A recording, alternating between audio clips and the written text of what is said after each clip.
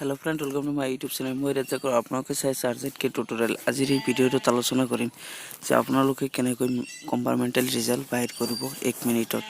যেওক আপোনাৰ ওচৰত যদি এন্ড্ৰইড মোবাইল আছে তেতিয়াহ'লে আপুনি মোবাইলত যিকোনো এটা ব্ৰাউজাৰ ওপেন কৰিব আৰু ওপেন কৰি পেলাই সাৰ্চ কৰিব results.sebaonline এইখিনি সাৰ্চ কৰিব। সাৰ্চ কৰাৰ লগে লগে এটা পেজ ওলাই আহিব আৰু সেই পেজটো চাওক। এই পেজটো ওলাই আহিব আৰু এই পেজটোত আপোনালোকে আকৌ এটা ক্লিক কৰি দিব।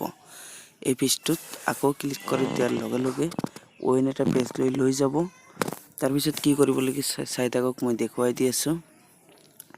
আকৌ আহিছে বেলেগ এটা পেজ আৰু এইটো পেজত আকৌ ক্লিক কৰি দিব।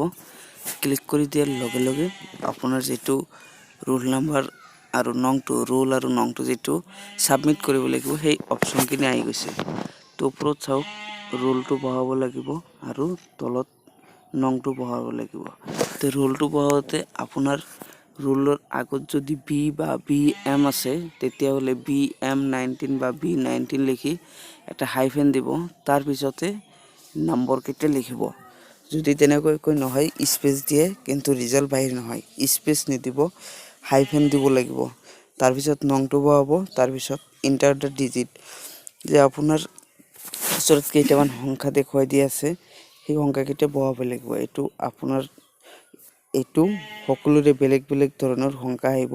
তো আপোনাৰ যেটো আহে সেইটো বহাই পেলাই সাবমিট কৰি দিব। তাৰ পিছত আপোনাৰ ৰিজাল্টখন চাব পাৰিব।